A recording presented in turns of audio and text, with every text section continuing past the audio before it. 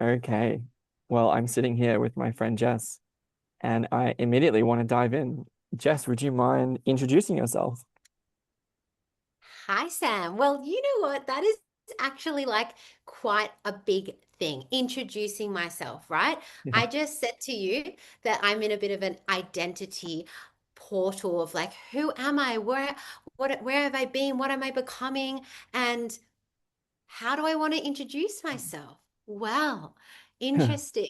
Um, I'm Jess. I'm founded Sacred Raving, which is a movement and a way of partying and connecting to life that has transformative healing benefits and opportunities. And I've identified with that so much up until now. And I'm ready to kind of break free from it a little bit more. Mm, So I'm an embodiment facilitator, a DJ, a soul coach. mm, I am a soul searcher. I work at a rehab. So there's mm. loads of different things that I do. So it's really hard to actually introduce myself in this random identity portal that I'm in. Totally. So, for anyone watching this, we're going to spend the next while trying to unpack with Jess about like a bit of who she is and why she does what she does as a partly for me as well. Like it's new to me to explore what she means by sacred raving and to try Yeah. to understand more deeply. I guess one of the reasons that I felt that this would be a super interesting conversation is because other than just being a lovely person, she's someone who puts her money where her mouth is. She's practicing what she's preaching. So she's found these transformative practices, some of the ones that I practice myself. And to me, that's what's kind of really significant here, that we're talking around why these practices are so important and how they can benefit people in their life. Mm. And for me, what you said, it brings up this identity portal thing that you were naming. It strikes me that there's a really key sort of transitional moment in, I guess, culture that I see where it's this classic question, which I didn't quite ask, but I almost asked. I think it would have been a mistake, which is like, so what do you do? And it's like our identity is completely defined by one particular role, one Yeah. particular profession, if you like. And it seems like to me, this that kind of rigidity, I would say, along with having a career that spans like 60 years in one particular profession, is very much not the way of the future, as far as I can see, right? So what I'm interested in is partly interviewing people of what I perceive to be the next generation, who are people who would be far less willing, right, to be pinned down to this is me. And this Yeah. is capacity for being a chameleon, being flexible in what we do and indeed who we are in different seasons of life. That feels to me like really, really important quality where, in a way, like asking someone to introduce themselves kind of seems to presuppose that they need to be in one role, but to me, like not at all. Yeah. I really love that you speak of that because it just feels really resonant to where I am. And also, like, where almost where my brain went to when you asked that question was what I value. Mm, And, um, like, I'm a human being and I value music, I value travel, I value dance, I value helping people and being of service of others. And I'm so passionate and value the journey of self discovery and expansion. So they're basically who I am at my core are those values. And I am also someone that doesn't like to necessarily like follow the norms and what I should do. I like to live my life on my terms and create a life of my dreams and follow my joy. And so therefore, what I do essentially, no matter what season of life, it normally involves those categories that I just shared. mm, So I think that's almost like how I can answer that question. Like, and I do many things. I'm running a retreat, do all these things, but that's really who I am. Like, that's really what I'm passionate about. mm, mm. Yeah, I mean, so many spiritual traditions around the world have have existed over incredibly long periods of time because they've held up these higher ideals that Mm. people strive to embody, no matter what it is that they do, and that can be embodied in many different ways. And I just hear you speaking to that in real time. And I guess I feel called to go in that direction, like the connection here between spirituality and sacredness. Like you mentioned sacred raving. And I guess I want to talk about this a little bit in terms of origins. Just I'm so fascinated to understand what made you who you are. You know, this flexible, adaptable, values committed person, right? Who's very much creating the more beautiful world that our hearts know is possible, as Charles Eisenstein so aptly put it. So my question here is about like, not only would you be willing to talk about like what you practice yourself now, like which transformative practices have guided and shaped you along the road, but also how did you get into this sphere? Like how did you discover sacred raving, or what's the origin story arc that you've been running here? Yeah, wow. I love that. And like, can I backtrack a little bit based on Absolutely, what yeah. you shared? Because it's so interesting. Sometimes I'm like, oh my God, like I'm so grateful for being this soul that does go and follow my dreams and how you described it just then, and like lives those values and things like that. And I'm like, was it just always me? Is that me, just my soul? Like, and I kind of was like, even from a very young age, I was solo traveling, going off to like ski camps and like scouts camps when I knew nobody, and like just like went along and like went away from my parents when I was 5 and went on like a trip to Fiji. Like just really I've kind of always been this person. And so it's pretty cool. I don't know where it came from, but my soul chose my parents and this life to be this person, but then also go on the journey that I went through partying and substances and addictions and dependencies and escapism that then led me to where I am today. So I really truly believe that my soul chose my parents, who met on a sticky club dance floor in London, high on ecstasy. Wow. Yeah, so I was conceived on ecstasy, and I was a surprise to my beautiful parents. And Mm, very much my mum certainly was like, I'm keeping her. Like, I know I've only known you for 5 weeks, but it's a fuck yes. And and then my dad actually agreed. So yeah, so really I was brought up with like electronic music. mm, There's videos, like home videos of me when I'm like 3 years old in my mum's arms, like dancing at a house party. It's really been with me from a young age. Like I'm opening up my first tape recorder, like it's Christmas Day. And yeah, open up my first tape recorder, and then it switches to like, yeah, me and my mum's arms, just like living it up, like on a dance floor, my dad topless dancing, like doing his thing. Um, so, and then like I always got Ministry of Sound CDs for my dad for his like Father's Day. Like it was just around me, that kind of electronic music. mm, Um, and my parents were like party loving creatures. I'm sure that influenced me growing up. And on a deeper level, mm, weren't a they weren't aware, so self-aware and emotionally intelligent, that they didn't really know how to be with their emotions. And they themselves, I was witness to escapism through partying or drinking and that kind mm, of thing.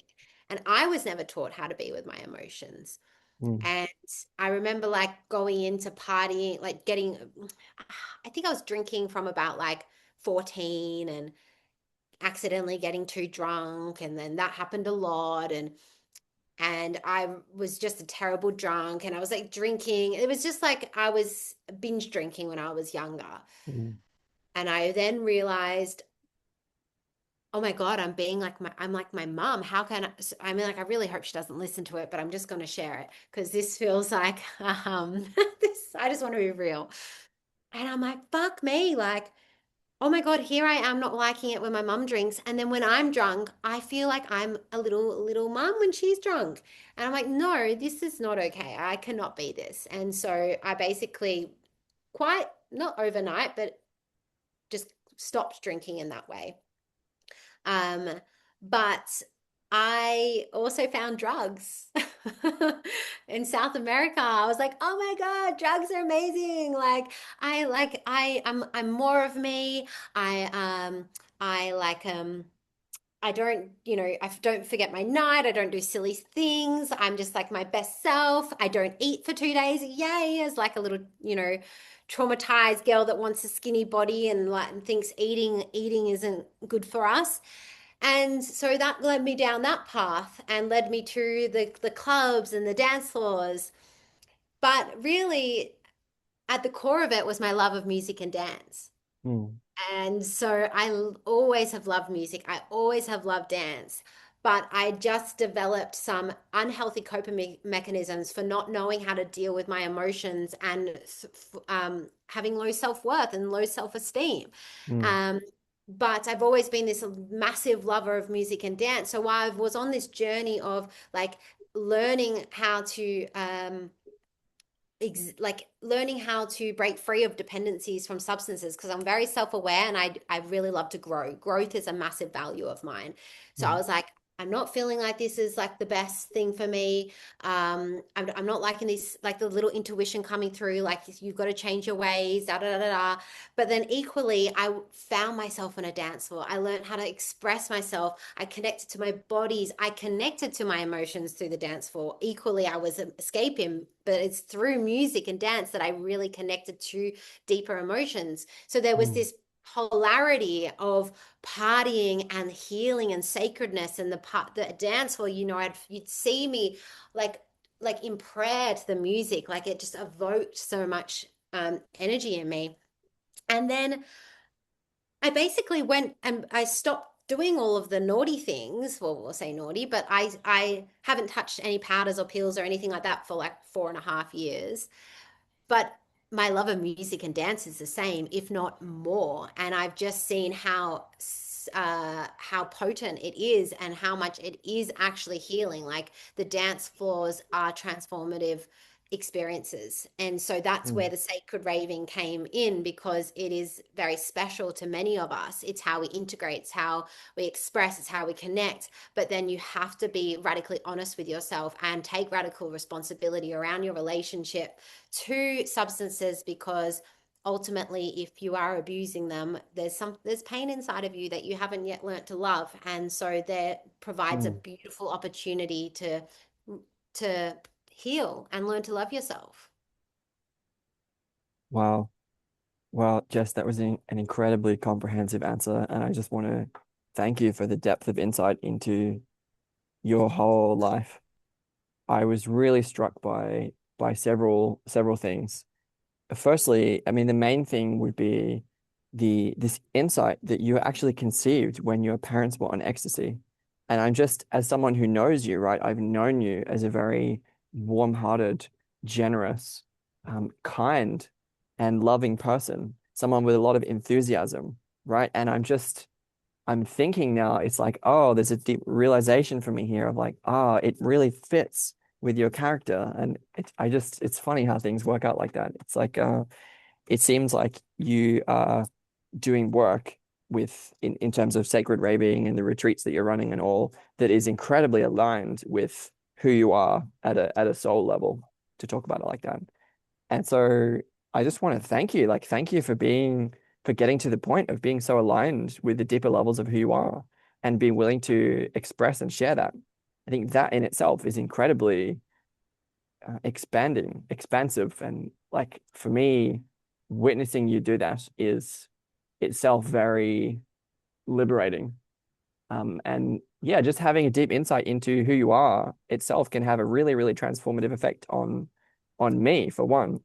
But then also, I noticed as well, like you said that you went on a journey on your own to Fiji when you were 5 years old, right? Well, Away I from your wasn't parents. on my own. I was with my grandparents, but still I was away from my mum, which was a pretty big deal for like 2 weeks when I'm five. Yeah, yeah. 5 is quite young to be doing like extended journey, even with grandparents around. And I was just really struck by, wow, this person is incredibly independent, extroverted go-getter, who's not willing to take no for an answer.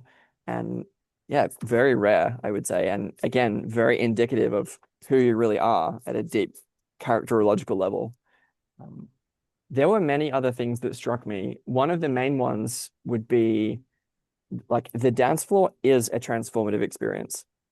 And so again, the sort of some of the reference texts for these kinds of topics would be Jamie Wheal's Recapture the Rapture, published in 2022, and his whole body of work. And then also I did a whole series on human origins, which is a 2017 anthropology text, which is sort of representative of a whole body of literature that talks about how dancing and the sort of trance-inducing states of physiological arousal that we can reach in dancing have really, really important benefits, like physiologically, psychologically, culturally, and so on, that we have basically forgotten. And as sort of inheritors of, the whole 20th century, including the whole sex, drugs, and rock and roll, Beatles era culture, I feel like it's part of our, I might say, generational mission to sort of receive that download and get the point that, hey, there's something really important about this dancing with music and transformative states that can be incredibly powerful and sacred and transformative. And it's really important to actually who we can be as human beings. But Mm, can we debride some of the unresolved shadow? Can we really look honestly at ourselves and not use those transformative practices as a way of avoiding really deep and important parts of our own humanity? Instead of escapism, instead of hedonism, instead of running away from who we really are, can we allow those practices to transform us in such a way that allows us to actually look more deeply, more intimately at the places where we're hurt? And I felt like that was the key tension that I heard you pointing to and holding, that not only your life, but also the practices that you speak about and that you practice yourself and that you guide others in, they're really able to capture this tension, of like, hey, here is the profound value of this sort of a practice, but can we hold that in the right way? Can we not immediately judge that sort of thing? Like, can we hold that with some respect and scientific insight now? But can we also be really honest with ourselves and not fall into these pathologies that can sneak up to get us from behind?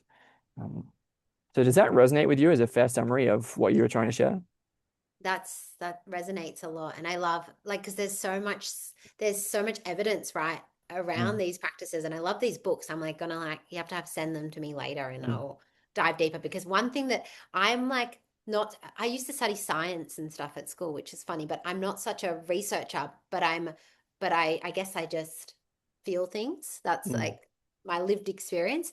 But I know a bit of the science, but I it's an area that I would love to learn more of. So mm, these books sound like, really awesome. But yes, it does exactly right. Summarize what I'm trying to say. And I think what can happen is people use this like, oh, but it's what I'm seeing, it's dangerous, is people are almost using the evidence that's coming up as like an excuse. mm, Like, it's like, cool, yeah, great. Like, there's so many different, like, and maybe it's the algorithms, but I see so many posts around, like, the dance hall healing, the dance hall healing. Like, we know this as ravers, or people that go to dance halls, ecstatic dancers. We know it in our body that doing this is makes us feel good. But then that doesn't mean that, like, it excuses the behaviors and the rituals that we may or may not have around partying. Because mm, for me, I realized the dance floor and the parties weren't the problem. It was my rituals around them. mm, And though, yeah, having that radical responsibility and not using it as an excuse, mm, while you may still want to indulge, not making it as the standard ritual. mhm, mhm. Yeah, okay. I want to unpack that a little bit because this strikes me as really, really important. Um, Understanding of what we mean by ritual. So it seems like you're talking about the context within which we engage in transformative practice, like the way that we hold it for ourselves. And like Mm, for me, again, this would be in the context of, sort of trying to design a new version of the academy, like practical education that actually works for people, circa 2026. And that's very much not just about propositional learning or like knowing all the science, knowing all the information about like why these practices can be transformative, but then grounding that knowledge in skills. And by mm, these skills, I'm talking about John Vervaeke's procedural knowing, right? Like how can we practice? How can we practice particular techniques like meditation, for example, like breath work, like yoga? These are the ones that have been my mainstays for years. But then basically you're also talking about a self-inquiry practice. This practice of radical honesty is something that can come up in an explicit journaling prompt, for example. Like, and so I'm trying to draw some of that out. It's not just about going dancing to have fun, although going dancing to have fun can be incredibly important and healthy, right? What we're talking about is the way to hold or to scaffold that kind of a practice to make sure that we're sort of optimizing it for its benefits and not self-deceiving ourselves, if that makes sense. So if that does make sense, help me understand, what do you mean by ritual in this context? Like, how could rituals either allow someone to deceive themselves or allow someone to get deeper insight into their own patterns or something like that? Yeah. By the way, I can perfectly hear you with Awesome. your Thank you. microphone. So rituals, like what I like to call, there's the sacred raving pre. So we have like a pre-parties. We get dressed up, we put on our outfits. Like girls experience that a little bit more, but still you get dressed up and like in traditional, I would say tribal celebrations, they do the same. Like, you kind of put on like the celebratory items, Hmm. and you have some pre-drinks, and then you maybe connect, and then you have a chat, and then you might take something, and then you go. So that's a ritual, yes, it involves alcohol and things like that, but it's still a ritual that becomes like it's the way of entering, and then the exiting. We even have like kick-ons and afters, Mm. where at the end of the night people gather again. And although like the kind of rave party ones can have a negative connotation, at the core of it, there people are still like unwinding and decompressing and talking about the night, and like allowing this like wave. So there's like a slow, we have a bit of separation, we step into a new outfit, we step into a new situation, into the club, we're lining up, whatever. There's some form of separation, and then we go into the experience, then we exit through separation, and then we have a almost decompression. And so that can be a ritual.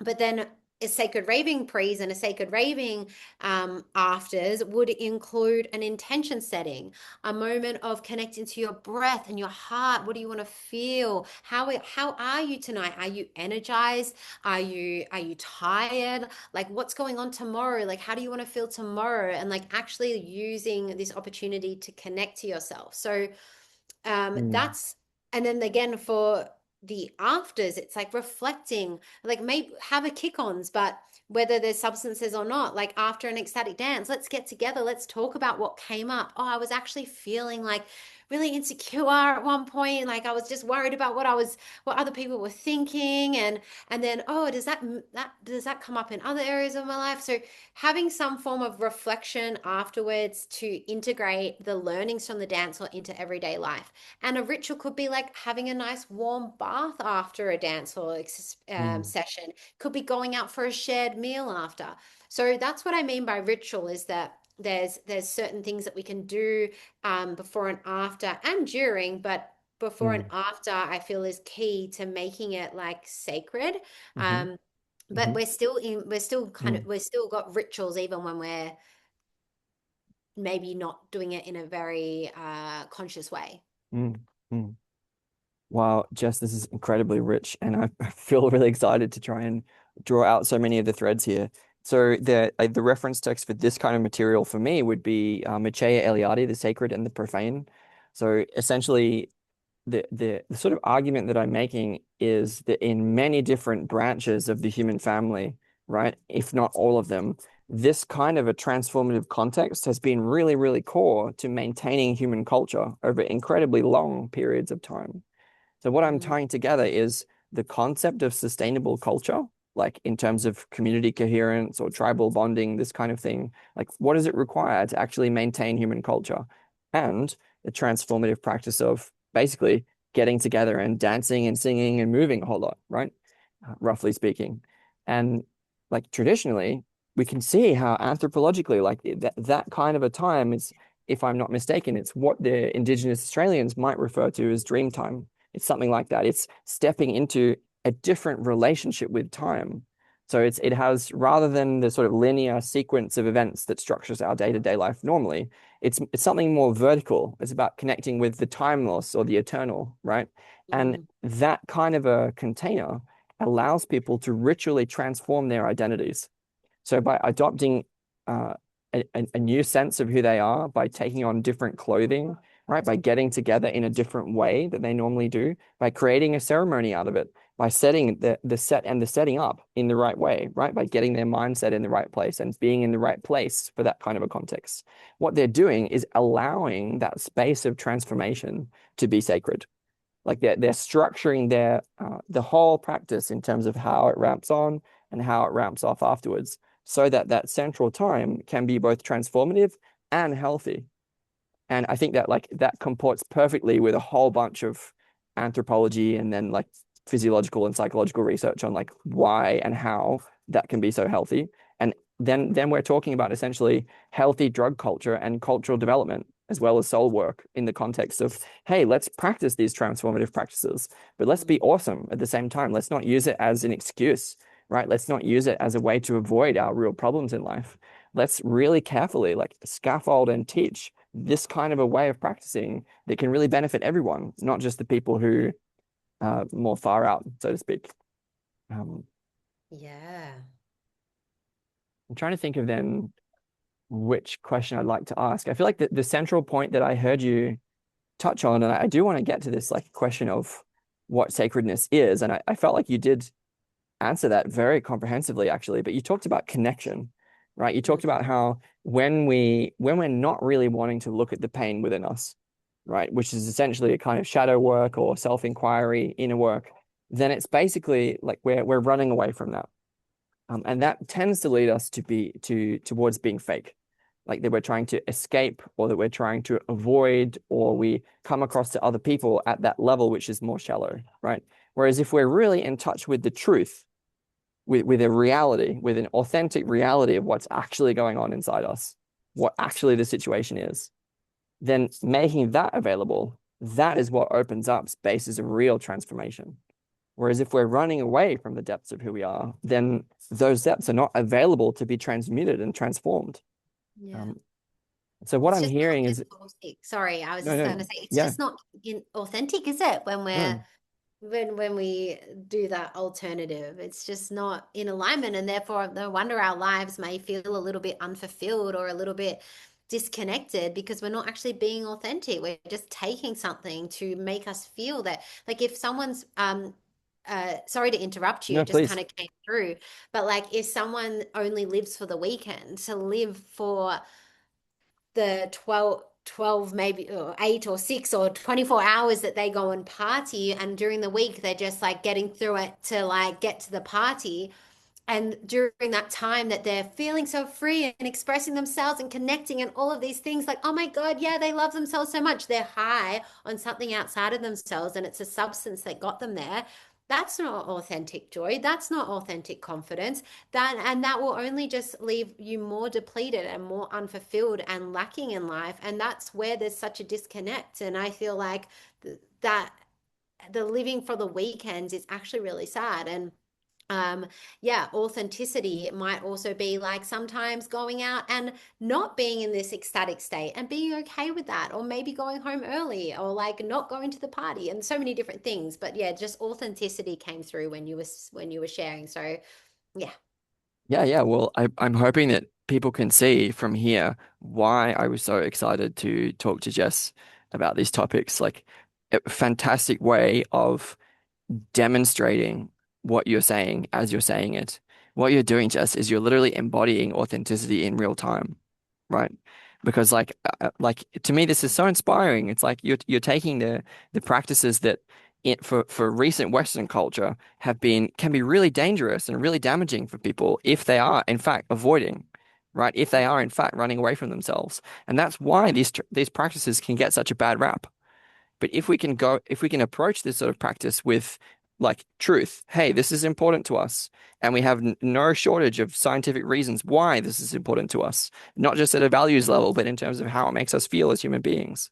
But can we at the same time be ethically aligned, good people who are willing to look at ourselves with honesty and then share that with the world? It's like, wow, that's a pretty powerful combination, and one that I personally find incredibly inspiring in terms of my own work.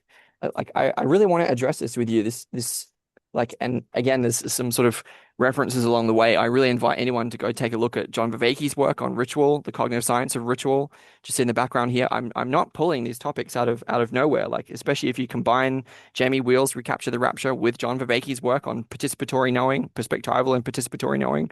This is like centrally relevant to some of cutting edge cognitive science that I'm trying to apply, right? We're talking about, it's not just designing culture, it's more like facilitating what people really want to be doing, right? In a way that is transformative healthily. And Mm. that feels like the main critique that I could sort of hear in the background is like, yes, but these experiences are time bound, right? Or state bounded is the technical term for this kind of a thing, especially in relation to psychedelics, is that when someone like they're trapped in their mundane temporal horizontal life, and then they might have an ecstatic experience, but then the wheels kind of fall off on Monday morning, right? They sort of go back to their normal life. And I think what we're sort of pointing to is that no, we're using the word transformative here, and transformative in the context of connectedness and sacredness. So those three hang together: transformative, connectedness, and sacredness, maybe with authentic as well. And so there's something about that kind of an experience that is genuinely transformational, that is different than state bounded. Because what, like, and again, if anyone wants to go watch episodes 48 and 9 of Awakening from the Meaning Crisis, John Vervaeke goes into self-transformation in some incredible degree of detail. What I'm talking about here is that there are certain qualities of these experiences that make them transformational in such a way that they're not state-bounded anymore. So, for example, you're saying that if we're really connected to the depths of who we are, right? If we can really be honest with ourselves and practice that we have a structured, contained, scaffolded way of approaching that kind of a transformative experience and a way of integrating it afterwards that is like culturally vetted, for example, like then we can be rationally assured that we're making our whole being available for transformation. And that is not state bounded because those changes of personality that are measurable, for example, through the mystical experience questionnaire coming out of Johns Hopkins, for example, these states can be transformative. And if we can properly integrate those transformations, well, this is what we're interested in, right? So the critique of, hey, it's just state bounded and temporary, that doesn't hold anymore because the person who emerges on the other side of that kind of a chrysalis moment, right, is completely different potentially than the person who went in beforehand. I Yeah. know that was a lot, but does that speak to your experience? Yeah, I love that so much because this is Sacred Ravings. Like, this is the point of it because it's not just about the dance floor and it being state bound. It's actually about integrating it into your everyday life. And that is where my work as a soul coach and a facilitator, I create practices that people can use every single day so that they can access the states of them that they felt when they were on the dance floor, intoxicated or not, on psychedelics or not. They can actually use embodiment to tap back into those feelings that they accessed and actually become, Mm, like, my retreat's called Expand into Ecstasy for this very reason, that you can actually expand into the state of ecstasy through embodiment.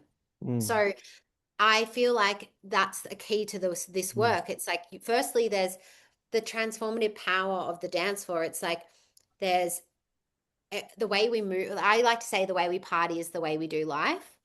mm, And I feel like the way that we dance is a mirror. So to how we move through life. And therefore, if we change the way we dance, we can change the way that we move through life.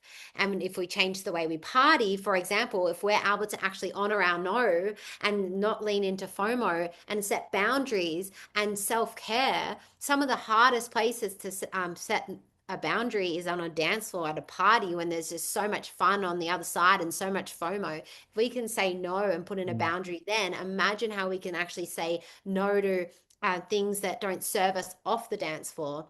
And then when we are actually fully expressed in on like through movement and we're seen in that and we tap into the potential that our body can hold through the way that we move our body, then that directly is a mirror to how we move through life and the potential and opportunities that arrive.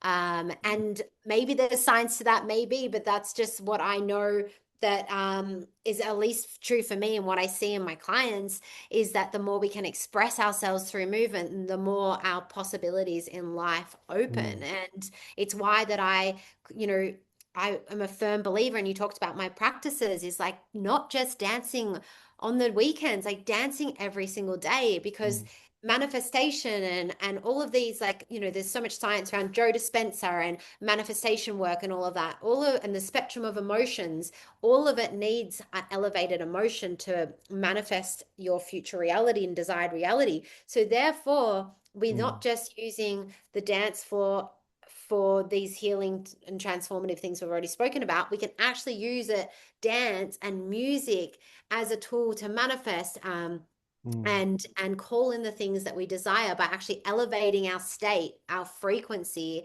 mm, and then using practices like breath work, like even yoga. I love doing a little bit of yoga dance as well, and meditation to access even deeper states. So mm, there's many different layers, to be mm, honest. mm.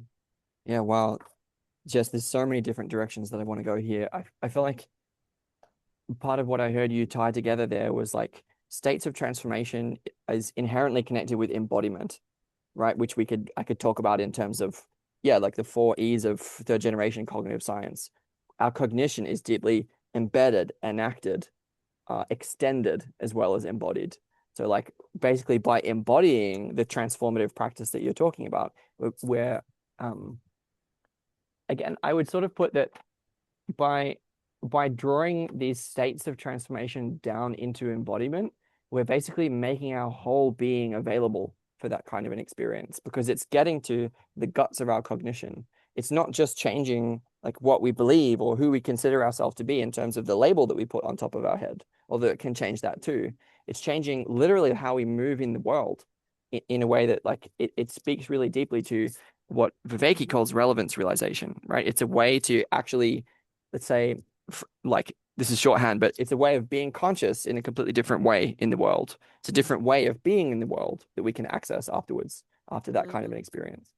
Um, and so where I want to go from there, I want to talk a little bit about um, individual and collective identity in this kind of a states because I feel like many people, including myself, would be quite curious about that topic, and it obviously comes up in terms of states of transformation, especially dancing. But I also want to talk about soul work here, and for me, these are sort of inherently bound together. Like you talked about being a soul coach, and so for me, this is sort of in Jung, this is like the anima or the animus, right? mm, And so the idea here is that there is within that aspect of our psyche, which we're not presently conscious to all the time, there is a contrasexual figure, meaning in me, the soul has a more feminine quality, let's say, and in women, according to Jung at least, the soul has a more masculine quality.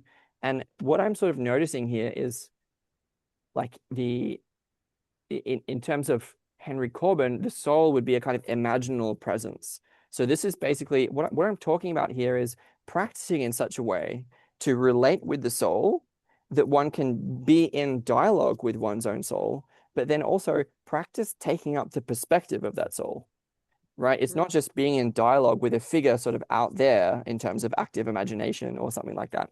It's actually learning this capacity to take on that identity like a set of clothing, right? And what we're seeing is how this ritual and ceremonial paraphernalia, they facilitate that perspectival knowing, taking on a different perspective than our normal life.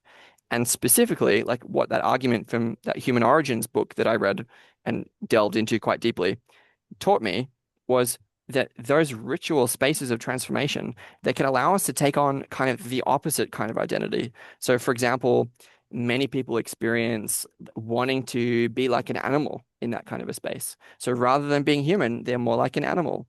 And rather than being, for example, a more masculine character, they might be a more feminine character. And so it's this like reversal or this polarization to the other kind of extreme in a way that we might not expect. But I just wonder if I didn't really turn that into a question, but what I'm tying together here is that there's a way of learning how to take different perspectives that is actually like it can be turned into a skill, but it's kind of deeper than a skill. It's not exactly a skill, it's more like a capacity to take on mm. different identities in that way. there's some connection between that and soul work. Mm. And I wonder if that makes sense to you as a just that I noticed that or what you have to say about it. What do you mean by perspectives? Take on different perspectives. Hmm, that's a good question. I guess I mean to in terms of internal family systems, it would be to express from a different part of ourselves. Okay. Yeah. Yeah, Cool. yeah. So parts really. So it's not just a different viewpoint. It's like being a different character in the world, you know? Yeah. And I think parts is a pretty comprehensive way of talking about that because it's again, it's not just about having a different identity, which is something more propositional, you might say. It's actually about embodying a different existential stance. So taking a different Yeah. perspective is like, um, how would I act if I was this kind of a person? Or how would I be conducting myself in this context if I was coming more from out of the soul, right? Or some questions like that. Mm. Yeah, interesting. And also, like I really liked your examples around it dancing more feminine if normally you're more masculine off the dance floor, and then oh, you said another example. The Uh, animal the theoremorphism. animal, yes, I like to get connect to my animal and really get it quite wild. But also the parts of you that maybe the confident or the expressed, and like maybe there's a part of someone that is that's there, it's a perspective, it's a part of them that like loves dancing wild and free. They love it, it feels good, but it's so suppressed that when they're on the dance floor they get to like embody that part of them that is actually there, and therefore they've accessed it, and therefore they can use the dance and the embodiment to tap back into it. But Mm. um one thing came up as you were speaking about it, and I thought I might share. It's maybe a little bit Go for it. um, sidestepping, but still on parts and this way of the dance. Is I feel like the our issues are in our tissues, right? And our and so often it's hard to we can explain things and we can talk about our stories and we can talk about things, but there's so often things that want to be expressed that words alone can't really articulate, or maybe they can articulate it but nothing really changes, like because actually the stories and the issues and the imprints and the subconscious lives in the body. And so what I think is really cool around movement and dance is that we can actually tell stories through how we move.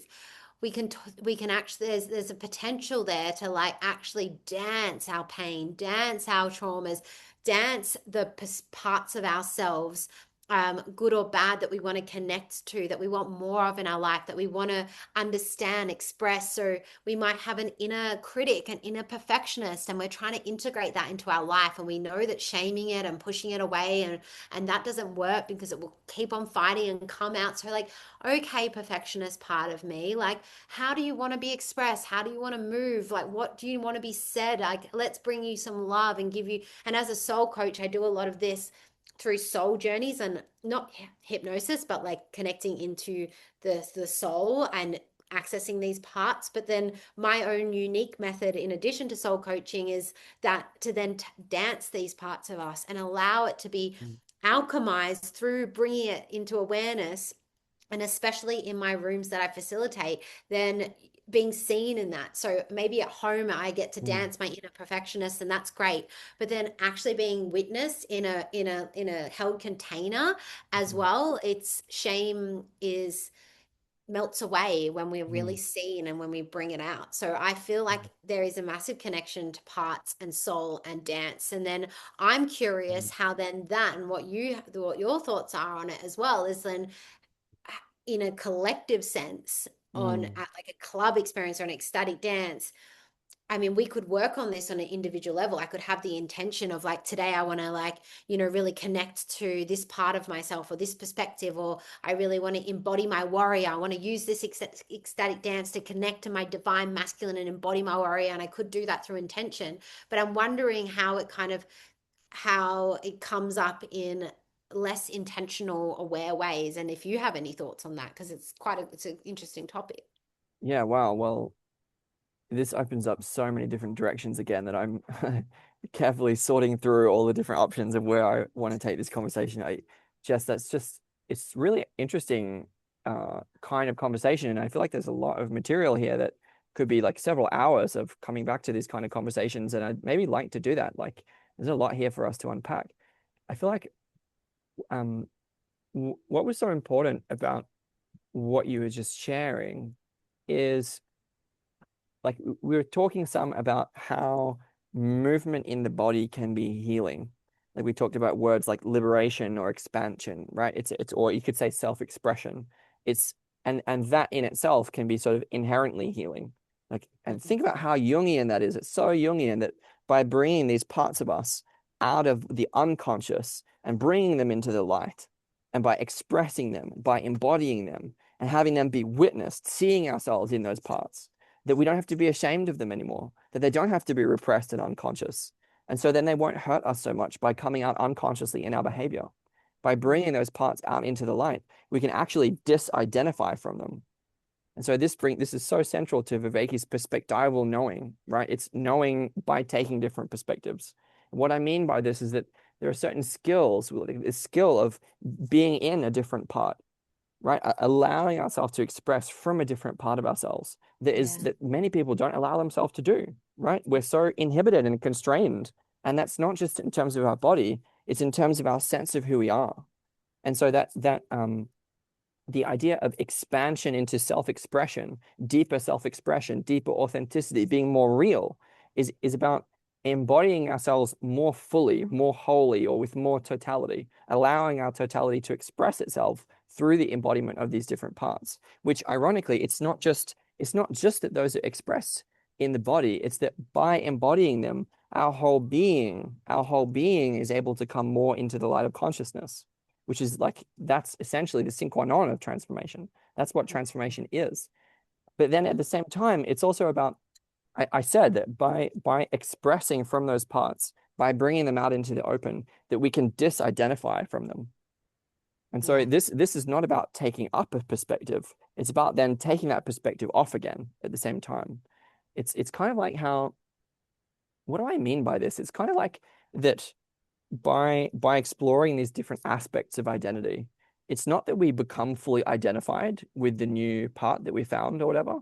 It's that we can sort of we grow existentially. I don't know. I've never noticed that before, but we it really does seem that the sphere of our awareness gets larger as we learn to hold the capacity to take on and off these different aspects, these different parts of who we really are from out of the I am that comes first, right? It's not I am Sam or I am whichever character I happen to be today, because all of those identities are in some way derivative. They're in some way secondary from the I am, which comes first.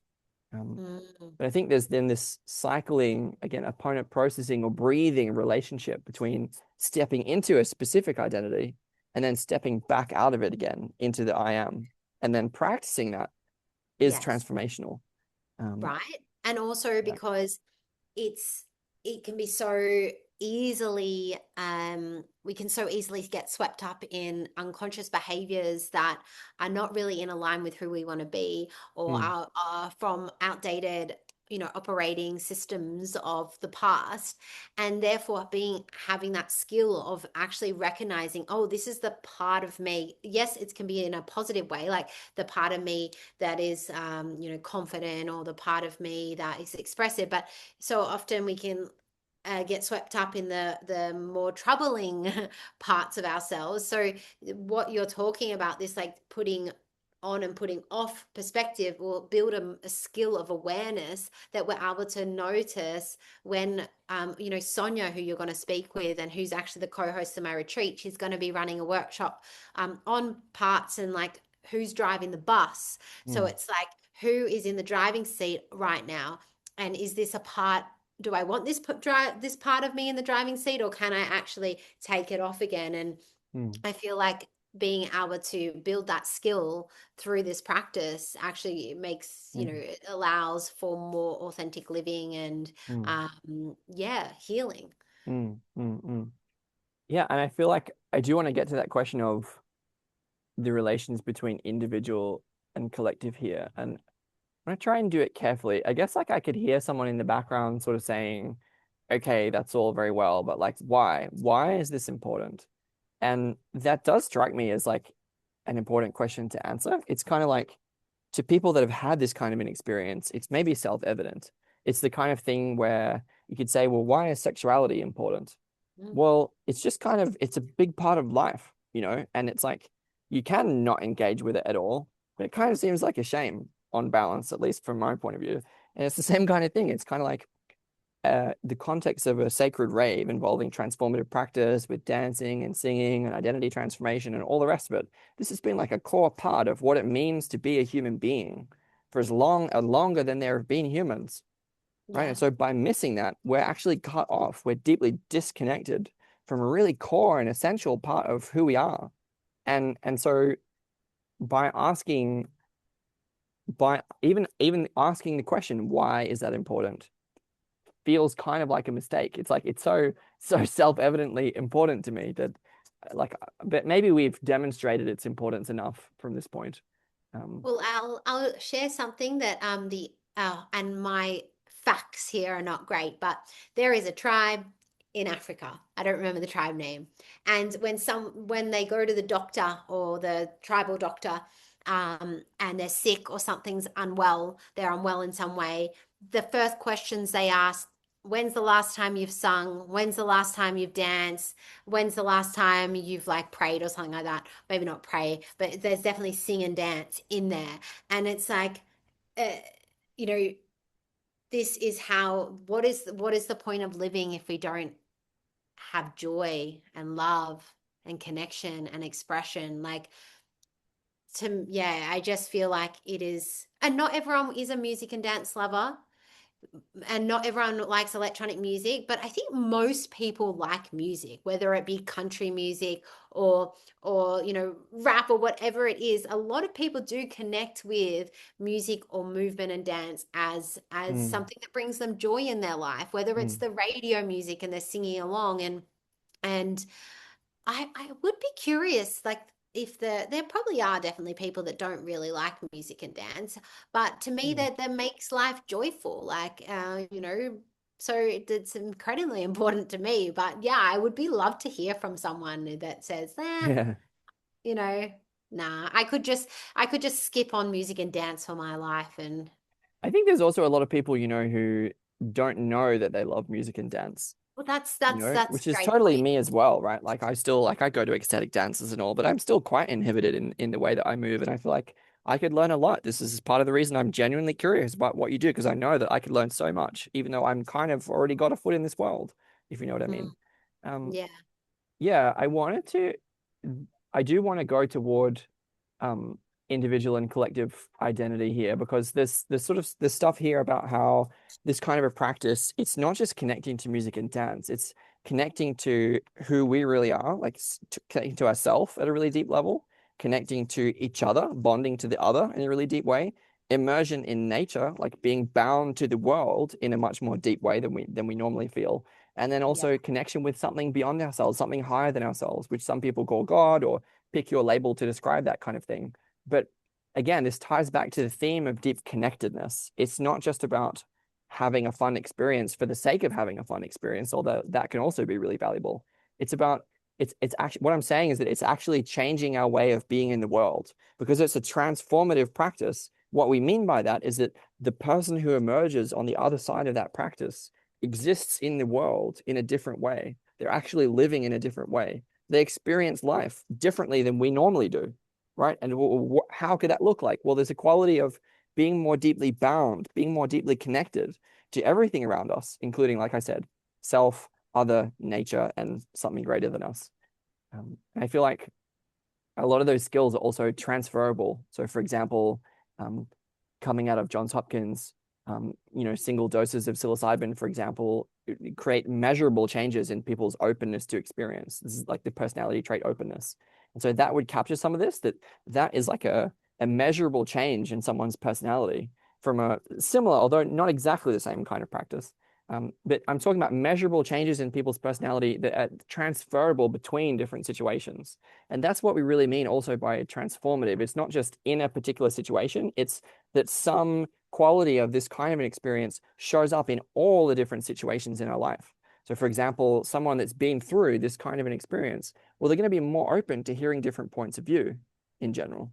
Yeah. This is a kind of example of how that could be taken directly into states of negotiation or sense making practices that can help us make better sense, like dialogue better with each other. There's kind of connections that I'm just noticing on the side there where this practice is Yeah. then bound into a whole cultural context that then becomes relevant. It also is a practice where it connects people of different cultures, different statuses, like rich and poor, um, Mm, and ages. I know for me, one of the things that I value from mm, being in the electronic music community is that, yeah, for those things that I meet people from around the world, I connect to different cultures. I have friends of different ages, and when you come into these spaces, it doesn't matter who you are necessarily. It just, you have this shared love of something like, mm, and this connection through music that unites everyone together. And mhm, it does make you more open-minded, and it does allow, yeah, I feel like people, because dancing is a stress release, I feel like it also makes people less stressed. There's so many benefits to dancing, yeah, but yeah. yeah, I feel like the open-mindedness piece and connecting with different types of people is another really Mm. nice benefit And what that I'm is seeing often there, overlooked. like I'm noticing that like some people will be more interested in, okay, but how do we bond more with the group that's my group? So this is sort of in the context of this sociological shift toward retribalization, like basically tribes are the way of the future, one way or the other. And so there's this question here of like, okay, well, how do we bind the tribe together? And experiences of communion, common union, are a really important part of that, right? So it's not necessarily the emphasis there on how can we connect to other tribes. It's more about how do we bond as our own tribe.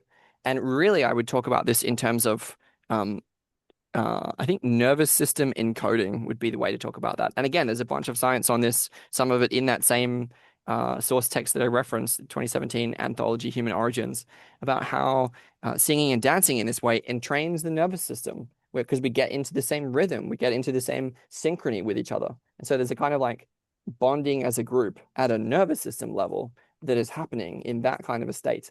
I'm noticing that that doesn't have to be about, it doesn't have to, although it can be, about bonding with people from all over the world. It can be about getting together with the most intimate people that we have, with our own tribe, with our own family, and deepening that connection. It's like a central tenet, or you could say it's a pillar of community practice, what I would talk about as part of a protocol for community coherence, bonding within the group.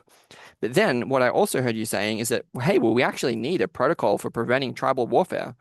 The Indigenous Australians had some of this with their huge different arrangements of like marriage classes, where they would like intermarry between all these different tribal groups, right? They also had their system of song lines where they would have these different tribes would basically possess the lore, Lore, of different tribes from all around the country that allowed this kind of cultural transparency where they would kill each other less, I think. It's again very rough sort of anthropology here, but basically what I'm getting at is that we need a protocol not just for coherence within tribes, but for coherence between tribes. And we're talking Yeah. about how sacred raving, it beautifully embodies the pillars of the Enlightenment. If you remember the I think it was French Revolution, liberty, equality, fraternity. Well, freedom, equality, and like being together as a group, or what Victor Turner called communitas, right? Well, this is a perfect expression of that. So, this is essentially an argument that sacred raving is the culmination of Enlightenment values, and that if we can embed that in a new cultural protocol, circa 21st century, then we don't have to get stuck in the multipolar traps that lead to tribal warfare that have happened for millions and millions of years. Wow, we need to get more politicians raving. Yeah, we do, we do, we do. Um, Yeah, I love that piece. That's awesome. I completely agree that it could actually, yeah, it could imagine like two tribes at war with each other, and then you just say like, what's it called when you is it when they wave the white flag for peace or something? yeah, It's yeah, like we're gonna play a set, we're gonna dance, we're gonna just express ourselves. It would be like you this shared bonding that would probably really change things, and like a shared understanding, and people's walls would get and their masks would be released, and then they probably would feel it would allow for communication and maybe problem solvings and a way to move forward rather than fight. Absolutely. And I mean, Tyson Yunkaporta has talked about this explicitly in his book Sand Talk and Right Story, Wrong Story, about how Indigenous Australian cultural groups, they have ritualized public violence, right? Where when someone gets into a state of profound aggression or whatever, they go out in public and someone has it on with them and they get into fisticuffs and there's a whole bunch of like cultural rules and a lot of observation about exactly what they're up to and why, such that super like you could say shadowy or aggressive state is carefully bound within an appropriate cultural ritual context such that it can be held and expressed and contained, and therefore sort of, I don't know, made healing or made safe. And so what we're sort of talking about is that the same sort of thing could occur at a again inter-tribal level, where instead of needing to get into a war with each other, maybe we could get into a dance-off instead. And Yeah. and actually, like, imagine taking that idea seriously. Like, this is again on that stuff about perspectival knowing. Seriously. John Vervaeke mentions at the start of Awakening from the Meaning Crisis how in the, I think it was Neolithic Revolution, which is like 35,000 years ago or so, there was a whole lot of volcanoes that went off in North America that basically pushed all these tribes towards the coast. That created these huge incentives for trade networks. So trade really opened up for the first time. Well, how? How did that happen? Well, it relies on this capacity for mind sight, which is basically the capacity to take the perspective of the other, to see the stranger as a potential source of value rather than as an enemy to always fight. Well, that requires this mindset, this taking on someone else's perspective, seeing the world from their point of view, right? Walking a mile in their shoes, so to speak. I'm saying this is a capacity of consciousness, this perspective taking thing that actually allowed new trade networks to develop, that essentially you could say facilitated the development of human consciousness or allowed us to get to a state of culture that was closer to modernity or something like that. Um, and and so I'm saying that this stuff about being able to take off and on different identities, it could be really, really important to relations between different tribal groups where we can sort of take off the masks that we've been wearing and like all either sit down in a circle together or literally like sing and dance and have it out in a dance off in a way that is again far more liberating, like expressing of equality and allows us to actually bond intertribally. And thinking then about how what would the necessary differences be between um, like sacred raving for intra-tribal bonding versus sacred raving for inter-tribal bonding. It would be quite different. And I'm not quite sure how. Or an agreement that on the dance floor there's no fighting. Like we're here to just well, like and that's different from the dance, but a dance off, sorry. But there could just be like, it's just the same as a normal sacred rave, and but we just feel like when we're on this dance floor we're not at war, like it's an agreement. But I Yeah, don't know if yeah. people would adhere to that, they might get a little, Or you could you have know. rewards, like the tribe that wins, gets like extended trading rights or something like that for the next month or however long it Yeah, lasts. yeah, Like yeah, I think there's like it's like poker, there are stakes, yeah. and really that would be a way of like sublimating that kind of, because really one of the real questions is like, how do we deal with the archetype of war? There are wars raging all over the planet right now, and basically those nations are essentially possessed by the spirit or the archetype of war. This is a Jungian point of view on what war is, right? And it's like, well, unless we can sort of sublimate that energy of war making with related practices that are not exactly the same, but can express that kind of an energy safely and healthily, unless we can do that, then we're just going to get bogged down again in all these in warfare that's been happening for I mean, even chimps go to war, so it's been happening for a long time. So therefore, a serious problem. So um, there was something else I had that's kind of slipped my mind. I'll see if it floats back to the surface. Can I say something on Yeah, yeah. identity then? It's a kind of a big topic, but I just think it's important to share while we're on it. Is while it's great that we can take the masks off our identities on the dance floor, I would also say that ravers and the attachment to an identity is also one of the troubling parts of it, because people identify so much with being someone that parties, with being a drug Mm, taker, with being a raver, with having their rituals and the way that they rave and the way that they party. I don't know if it's as big in the ecstatic dance, more conscious dance halls, but I definitely know that identity work is a huge part of my work, because it can be very confronting for someone to accept, oh my God, like if I stop having this ritual around how I party, then will I still be someone that loves to party? Will I still be someone that is accepted in this tribe if I don't not partake in the ritual that mm, 90% of people are doing it in? And mm, and there's a lot of identity stuff where identity is a driver, and holding on to that identity is a driver for people to continue mm, damaging behaviors and self-destructive behaviors. So that's being able to detach from the identity. From mm, my experience and what I see is there's a detachment process, there's an ego death, there's an identity death, and that has needs grieving. But you can, once that like detachments, you can come back in and it's mm, normally or completely fine. mm, You might have changed your perspectives, but yeah, there's a real attachment to identity that can also be quite troublesome. mm, mm. Wow, wonderful. I would talk about this in terms of Tom Chetham and Henry Corbin, the stations of the soul uh, from Persian culture, from Sufi Islam. And so this is about like when we can like discover this new identity, this new role that we are, well, can we take that on? And then the world appears in a different way. Like we literally have a new way of being in the world. Our relations might be different. Our behavior might be different. The way we think might be different. The way we embody ourselves might be different. But then, can we then grow again? You talked about growth as one of like the prime values of your life, right? Well, then can we not get stuck in this one identity that we've discovered? Can we then move on to a different kind of identity? So can we digest whatever it is that we've been bound to? This is also totally relevant to Charles Stang and the divine double. Like it's discovering this like higher aspect of our soul that we have a binding relationship with, that we can be connected to this, you could say, the higher self, or in Socrates, it's the daimon, or it's like this a spiritual figure that is kind of like a guide that is leading us forward. If we can learn to embody that, well, then there's a way that, as you said, it then hopefully becomes integrated, or you could say digested. There's a way that we can incorporate it or understand it, literally stand underneath, bring it into our body, right? And then unlock a new kind of character, a new kind of figure to be in relationship with. Because again, aspirational development is a core part of what it means to be a human being. We don't leave behind that trajectory of becoming. We just turn it toward a different, you could say, a different expression of virtue or a different personification of the sacred, something like that. This is my language for agreeing with you. Yeah, yeah, As cool. I know that we're going to sort of wind toward the end here, maybe over the next 5 minutes or so. And I wanted to throw it to you, Jess. Is there anything we could address this question of like, what is sacredness?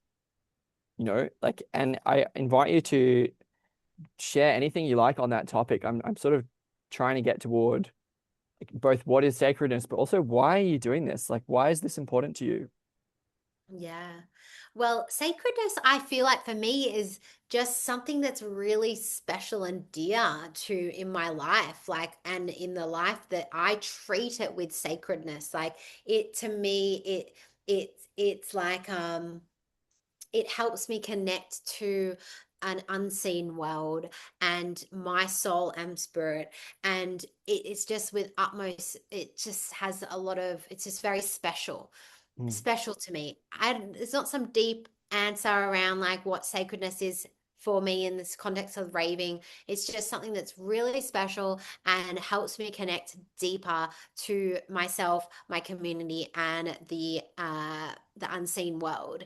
mm, And it came to me, the download of sacred raving came to me while I was in a meditation retreat, a silent meditation retreat, and it just came in, and I was like, that felt right, like raving. And I was living in London, so I was in the illegal raves there, and so raving was a very strong word, and sacred raving came in. So to me, that sacredness was just like how the specialness of it and its potency for connection and growth. Yeah. mm, mm. Wow.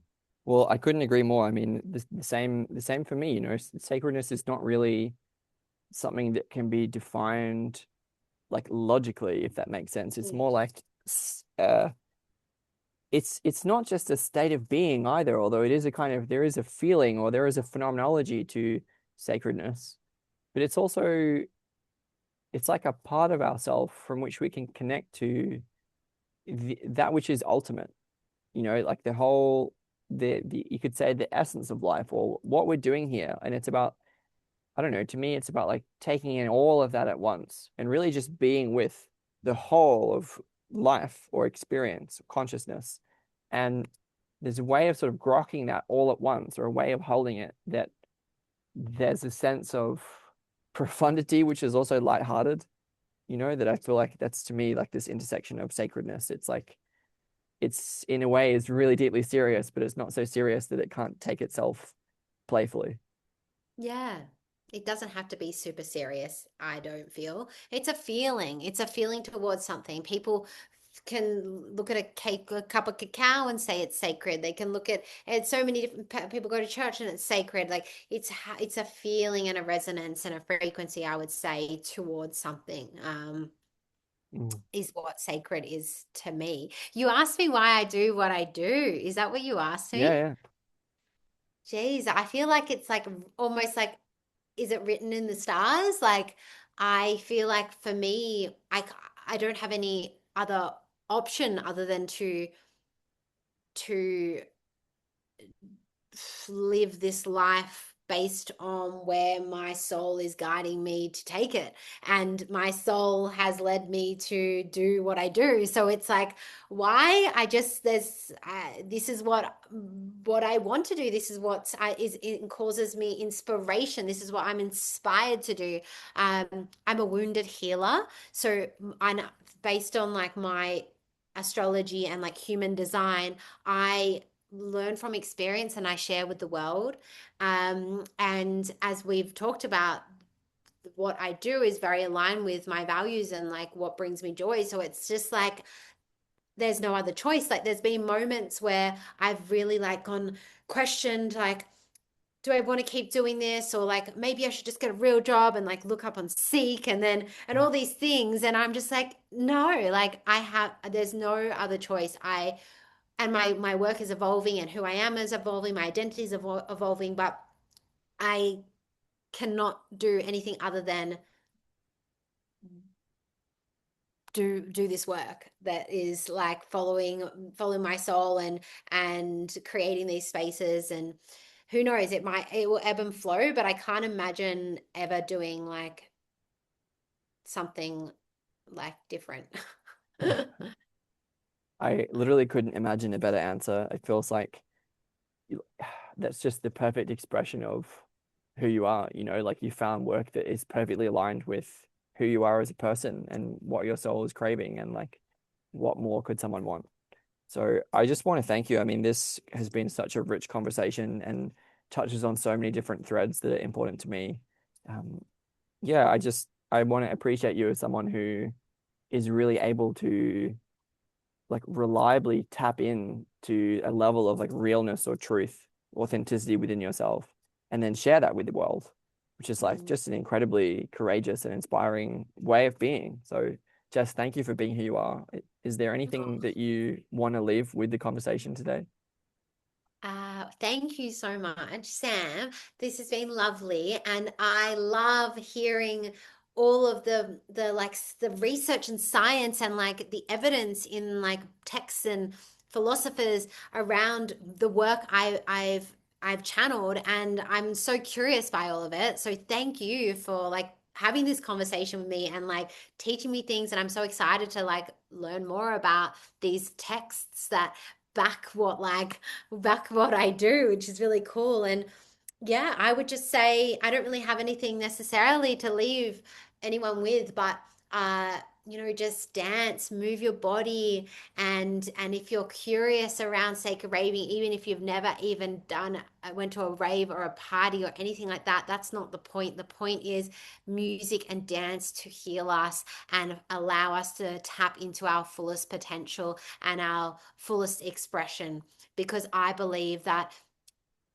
it's everyone has a gift and medicine to share with the world, and all they need to do is be their authentic self to share that medicine, and that is how we heal. Amen. And even just to finish, like that concept of sacred raving, like just contemplate that concept. That would be like the take home to contemplate. What could it mean for me to sacred rave? And then in action, the call to action would be, hey, dancing every day for 10 minutes is probably the single greatest intervention you could do for your psychological and physical and emotional and soul well-being. Like, period. Um, Period. Jess, where can people find you? You can find me on Instagram is my main channel of expression, at Sacred Raving. I do DJ and create ceremonial DJ sets that blend in breathwork and meditation. And that my DJ name is Galactic Rainbow, but I'm also on Facebook as well, if you're not on Instagram. And if anyone is in Copenhagen for the next couple of months, come hit me up. I'm running a retreat and hopefully running some events as well while I'm here. Jess, thank you so much for this conversation. It was an absolute pleasure. Thank you, Sam.